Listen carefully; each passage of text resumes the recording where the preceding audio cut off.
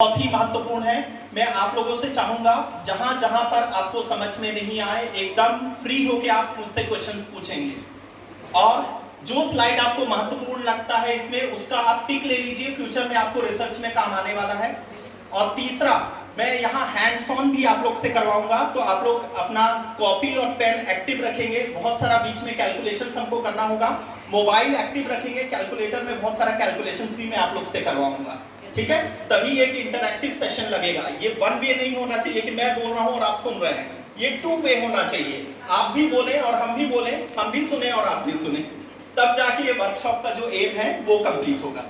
तो सबसे पहले मैं प्राचार्य मैडम को तहे दिल से धन्यवाद देता हूं कि मैडम ने मुझे यहाँ पर आके इस मंच पे बोलने का जो अवसर प्रदान किया है, मेरे लिए बहुत ही सम्मान की बात है। तो मैं मैडम को धन्यवाद ज्ञापित करता हूँ जोरदार तालियों के साथ। आज का टॉपिक बहुत ही प्रासंगिक और न्याय संगत है। टॉपिक है हमारा रिसर्च मेथोडोलॉजी एंड एथिक्स। आप जैसे कि जानते होंगे टॉपिक बहुत ही महत्वपूर्ण है। सबसे पहले तो हम टॉपिक का मतलब समझ लें। टॉपिक 3 शब्दों से मिलकर बना हुआ है। पहला है रिसर्च, दूसरा है मेथोडोलॉजी, तीसरा है एथिक्स।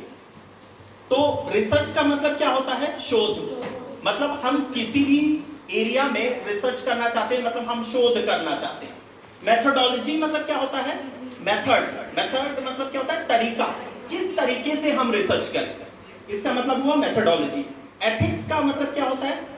एथिक्स मतलब किन कुछ बातों का हमें ख्याल रखना है जब हम अपना रिसर्च कर रहे हैं, उस प्रक्रिया को हम एथिक्स बोलते हैं। तो पहला स्लाइड सबको क्लियर है?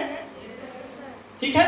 अब नेक्स्ट, सबसे पहले हम डिफाइन करेंगे कि रिसर्च होता क्या है। जैसे कि इंट्रोडक्शन में ऑलरेडी आपके आईक्यूएससी कोऑर्डिनेटर जो है सर ने कहा, रिसर्च, नाम से ही पता चल रहा है। री मतलब अगेन, सर्च मतलब टू फाइंड आउट। मतलब किसी चीज को फिर से अगर हम सर्च करते हैं तो उसी को हम क्या बोलते हैं? रिसर्च। नाम से ही पता चल रहा है, उसको डिफाइन करने का जरूरत नहीं। रिसर्च मतलब फिर से हमको सर्च करना है। अब हमारे जहन में सवाल आता है मित्रों, क्यों हमको किसी भी चीज को फिर से सर्च करने की आवश्यकता है? आप लोग के मन में ये सवाल आ रहा है ना, क्यों फिर से सर्च करने की आवश्यकता है? क्योंकि हमारे पास क्या है? प्रॉब्लम, और हमको क्या चाहिए? सॉल्यूशन। जब तक हमारे पास कोई समस्या नहीं होगी, क्या हम समाधान के पास जाएंगे? नहीं जाएंगे। मैं अगर गाड़ी से आ रहा हूं, मेरी गाड़ी कहीं पर पंचर हो जाती है, तब जाके मैं मैकेनिक को फोन करूंगा कि भैया तुम आओ और मेरी गाड़ी को रिपेयर करो। जब तक पंचर नहीं होगी, क्या मैं मैकेनिक को मैंने फोन किया? नहीं। तो इसका मतलब जब भी एक समस्या आएगी तब हमको क्या होगा? एक समाधान की आवश्यकता होगी। मतलब रिसर्च में जो सबसे इंपॉर्टेंट एलिमेंट है कि हमारे पास एक समस्या होना चाहिए जिसके समाधान के लिए हम आगे निरंतर बढ़ें। अब सवाल आता है कि समस्या का पैमाना क्या है, समस्या कैसे होगा, और हम इसके सॉल्यूशन मतलब क्या होता है? समाधान। प्रॉब्लम मतलब क्या होता है? समस्या। मतलब एक लाइन में अगर मैं आपको बताऊं तो रिसर्च क्या होता है? एक जर्नी होता है प्रॉब्लम से सॉल्यूशन तक जाने की, ठीक है। मतलब रिसर्च एक यात्रा है जिसमें हम एक समस्या से चालू करते हैं और समाधान पे आके खत्म करते हैं। Is that clear? क्लियर है सभी को? प्रॉब्लम और सॉल्यूशन याद रहेगा, ठीक है। अब किसी ने ये कहा कि सर ठीक है, हमको एक प्रॉब्लम मिला, प्रॉब्लम का हमको सॉल्यूशन भी मिल गया, तो अब रिसर्च बंद हो जाना चाहिए। हमने प्रॉब्लम से सॉल्यूशन को पा लिया। अब जब सॉल्यूशन को पा लिया तो फिर क्या रिसर्च की जरूरत है? किसी बच्चे ने मुझसे पूछा। तो इसका कहने का ये मतलब है कि हाँ, अगर हम सॉल्यूशन को पा लेते हैं तो वो उसका अंत नहीं है। प्रॉब्लम से सॉल्यूशन तक पहुंचना एक फिर से नए प्रॉब्लम को जनरेट करता है।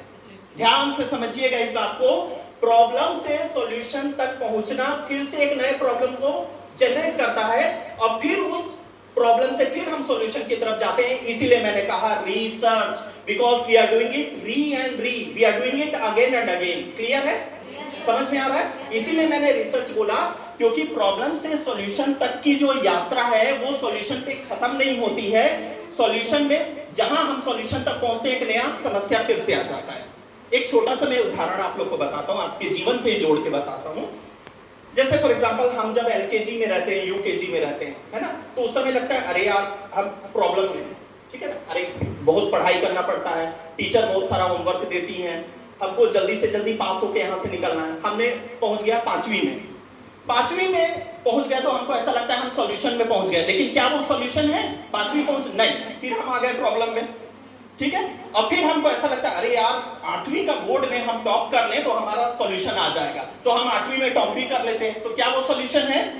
फिर आ गए री, देख रहे हो री कैसे हो रहा है, फिर से आ गए हम लोग प्रॉब्लम में। अब हमको ऐसा लगता है अरे यार मेरे को तो 12वीं बहुत अच्छे नंबर से निकालना है ताकि मेरा पीएमटी में सिलेक्शन हो जाए या ये हो जाए, तो हम बहुत अच्छा तैयारी करते हैं और 12वीं में पता चला हम पूरे टॉप 10 में आ गए, तो हमको ऐसा लगता है हमको सॉल्यूशन मिल गया, लेकिन सिर्फ एक दिन के लिए लगता है। दूसरे दिन मम्मी पापा एहसास दिलाते हैं बेटा ये सॉल्यूशन नहीं था, हमको पीएमटी क्वालिफाई करना है या इंजीनियरिंग निकालना है।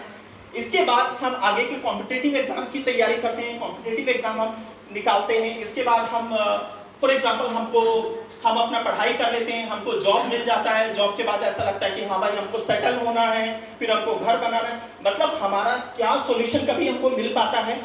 नहीं। इसीलिए रिसर्च इसको कहा गया है, कोई भी एक प्रॉब्लम है